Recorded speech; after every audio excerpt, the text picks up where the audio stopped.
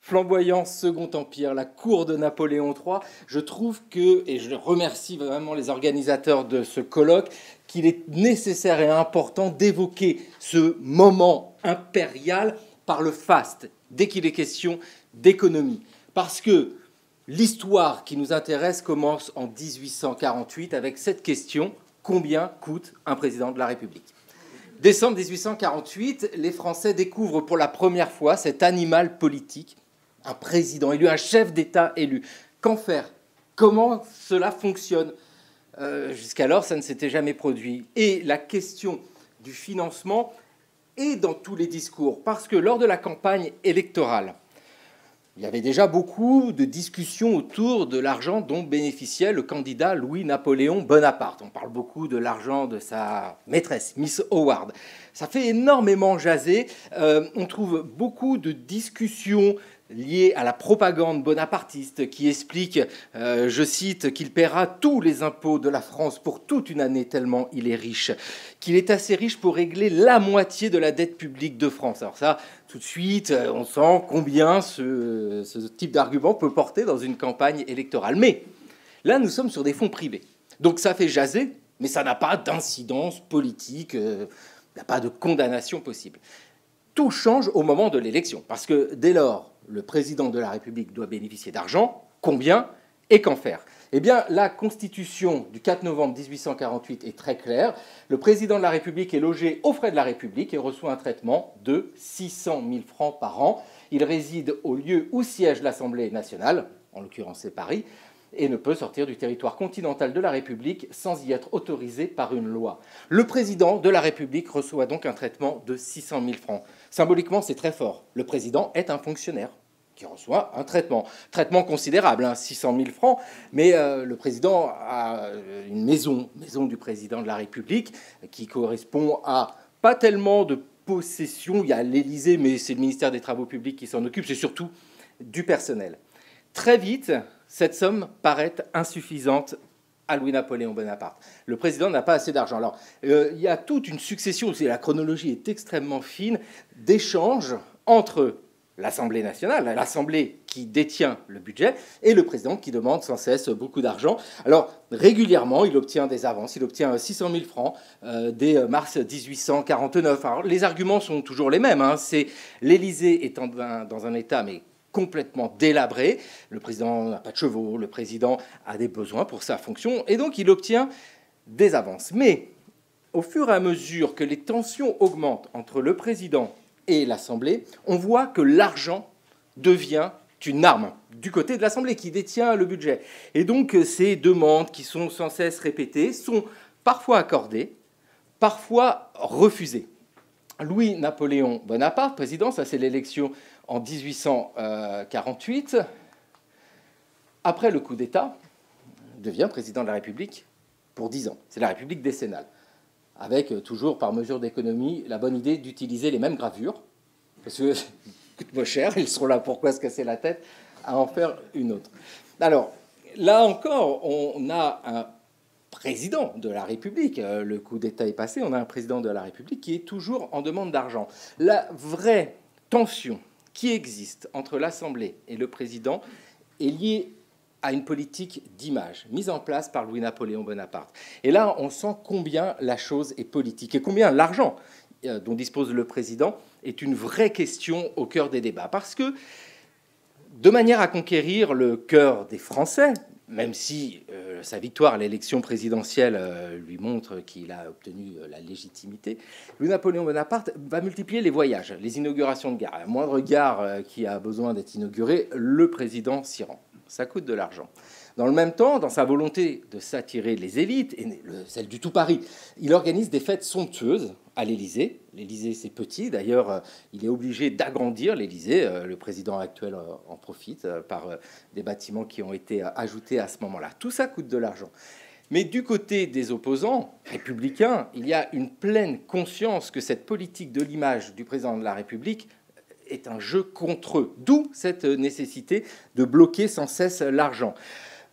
Évidemment, après le coup d'État, les choses sont beaucoup plus simples. Une liste civile est mise en place, de nouveau, comme c'était le cas sous les monarchies. sans en fixer la somme. Il reste beaucoup de flou. Mais la symbolique est très forte. Hein. Nous ne sommes plus avec un traitement. Le président dispose d'une liste civile. Il faut de longs débats pour fixer cette somme. Ces débats, on les voit apparaître chez les contemporains. Rodolphe Apponi, qui est l'attaché d'ambassade d'Autriche à Paris, en mars 1852, donc on est après le coup d'État, on pourrait imaginer que le président a tous les moyens, c'est pas si simple, dit on est très pressé de réunir le Sénat et le corps législatif, car le président Louis est criblé de dettes dernièrement. Il a eu toutes les peines du monde à se procurer 300 000 francs pour faire sa maison.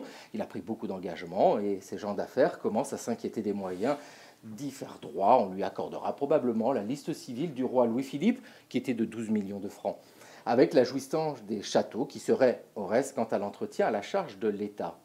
Rodolphe Appolini a raison. C'est en avril 1852 que la somme est fixée. C'est 12 millions de francs, c'est-à-dire la liste civile dont bénéficiait auparavant le roi Louis-Philippe. Cette question de liste civile nous paraît est presque étrange et un peu exotique, mais elle est très importante. Une liste civile, vous savez, c'est cette somme qui est allouée au souverain, qui est votée, hein, c'est une loi, en début de règne, et qui reste fixe durant tout le règne. La naissance de la liste civile pour la France, s'inspirant du modèle anglais, c'est la Révolution française. C'est Louis XVI. Que fait-on de Louis XVI sous la Révolution, roi constitutionnel? On vote une liste civile.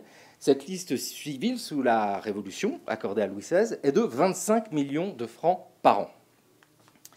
Napoléon III, dès le 2 décembre 1852, a une liste civile, elle est trop faible pour lui, donc il renoue avec cette tradition des 25 millions de francs. Si on regarde, parce qu'il faut regarder sur le temps long cette histoire-là, si on regarde l'évolution de la liste civile en France depuis le début du XIXe siècle, donc on voit que avant la proclamation de l'Empire, il y a des revenus, une dotation modeste, et avec le rétablissement de l'Empire, Napoléon Ier fixe sa liste civile à 25 millions de francs, comme l'avait fait l'Assemblée pour le roi Louis XVI. C'est cette somme qui est conservée sous la Restauration. Louis XVIII, Charles X, dispose de 25 millions de francs. Alors vous allez me dire, mais quand on regarde votre graphique, qui change des camemberts, j'ai bien compris que la thématique de ce colloque, c'est beaucoup de camemberts, qui change un peu des camemberts, on est au-dessus des 25 millions.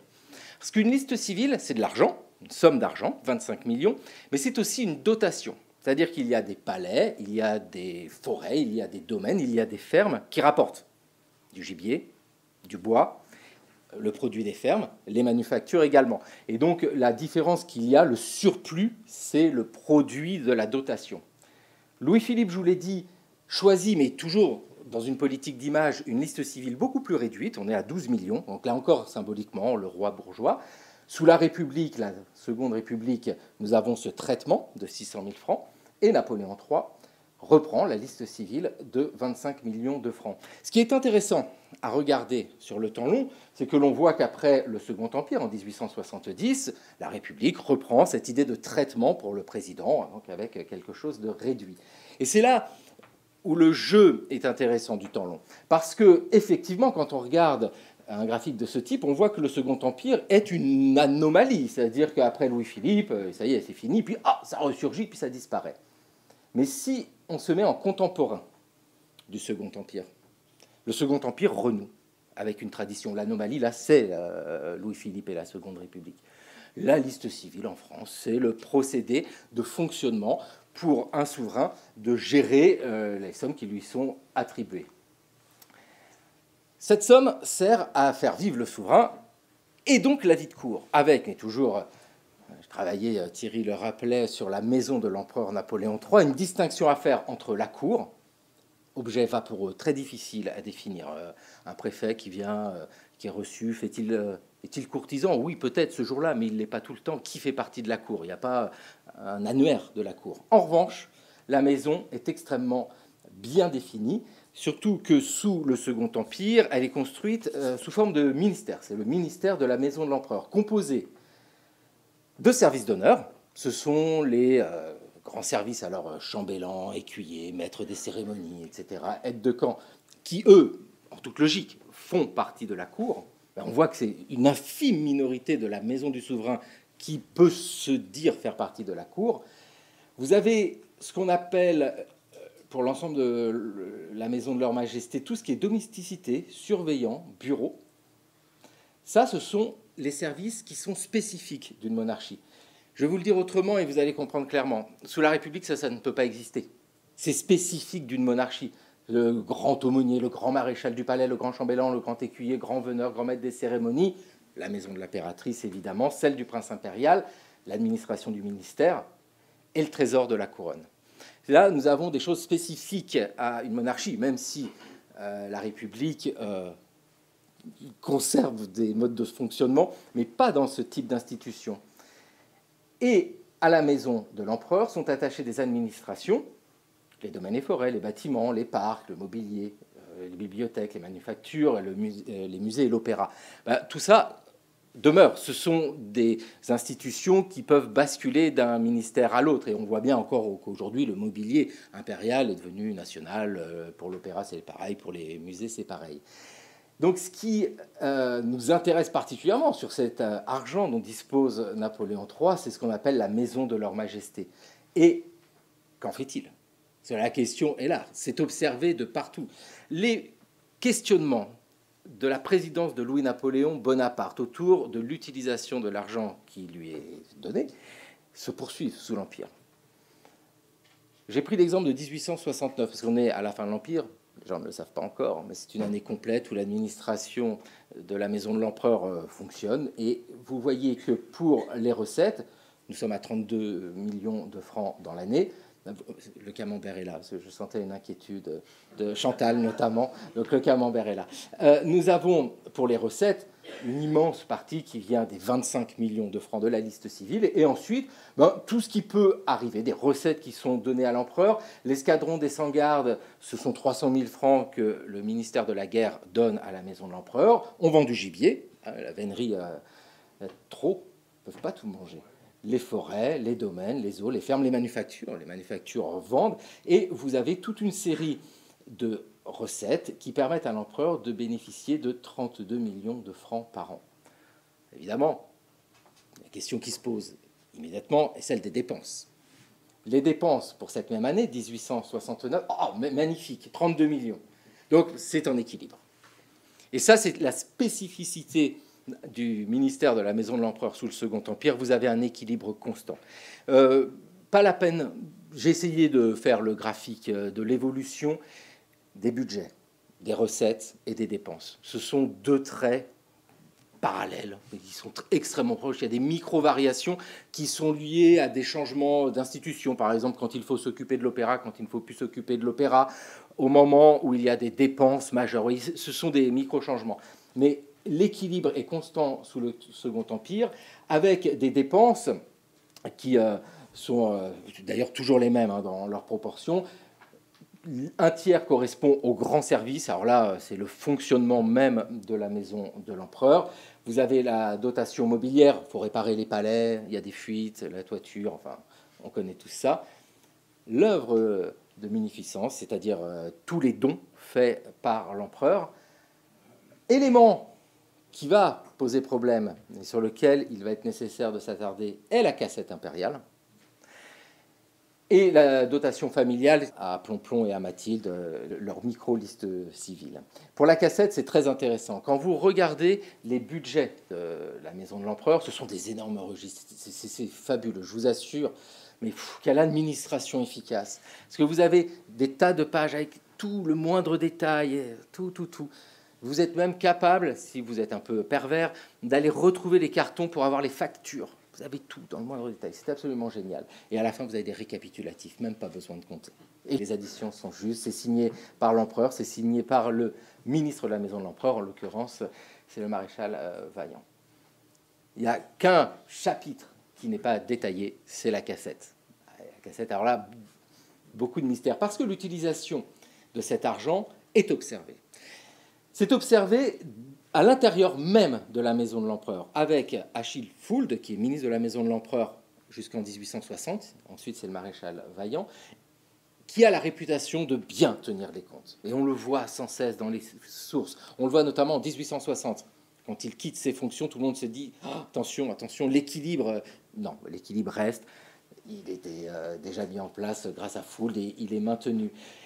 Sur ce tableau que nous connaissons tous, en réception des ambassadeurs siamois à Fontainebleau en 1861, tableau de 64, vous avez ce panorama sublime de la maison de l'empereur avec l'impératrice et ses dames d'un côté, l'empereur, le prince impérial, le grand chambellan derrière. Sur l'estrade, en fait, vous avez les hauts dignitaires. Il y a un ministre, il y a Plomplon. Il y a un personnage que je trouve absolument fabuleux. Il est derrière la colonne. C'est le général Rollin, adjudant général du palais. Qu'est-ce qu'il fait là, à côté de tous ces dignitaires? Le général Rollin, là aussi, on le croit sans cesse dans les sources pour ses capacités à maintenir la bourse. Et donc, c'est une fierté, sans cesse répétée. Et les arguments se développent autour de l'utilisation que fait Napoléon III de sa liste civile. Il y a les dons, il y a les secours, il y a le soutien à l'industrie du luxe. C'est quelque chose qui revient sans arrêt. Alors bien sûr, il y a des robes sublimes, bien sûr, il y a des bijoux sublimes, mais se met en place ce discours qui existe encore aujourd'hui sur l'industrie du luxe, fer de lance de l'industrie française, de l'économie française. Et donc, la bonne gestion des comptes est quelque chose qui est sans cesse mis en avant.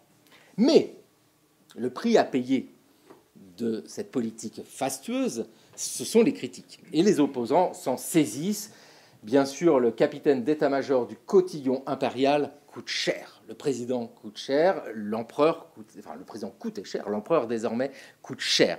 Le discours revient sans cesse dans les pamphlets, attaqué par l'argent. Et on le voit bien, hein, l'Empire démasqué, histoire abrégée des crimes de Louis-Napoléon Bonaparte et de ses complices.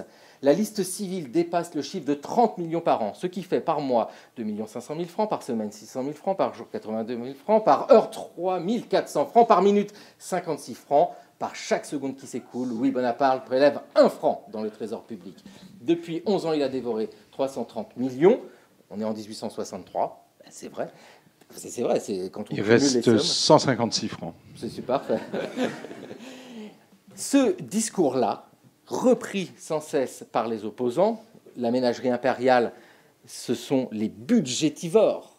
Vous voyez combien l'argent est au cœur des problèmes, trouve en écho la défense de l'Empire. Alphonse Gautier, qui est le secrétaire général du ministère, écrit après l'Empire une étude sur la liste civile. Il défend, et je conclue là-dessus, Thierry, il faut le dire, il défend plusieurs choses. Il défend l'idée que les comptes ont toujours été bien tenus, il n'y a pas eu de déficit, ce qui est vrai. Il défend la modernisation de l'économie, parce que sous la République, aujourd'hui, pensez à vos feuilles d'impôt, il y a le trésor public.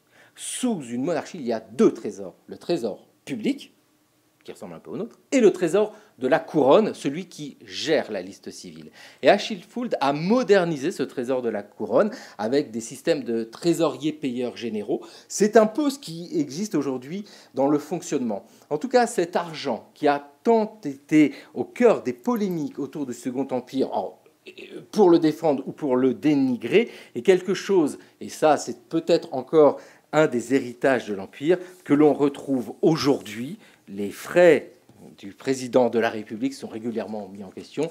On le voit bien. Après, savoir combien Napoléon III payait ses conseillers, la cassette impériale, je vous disais, pose problème.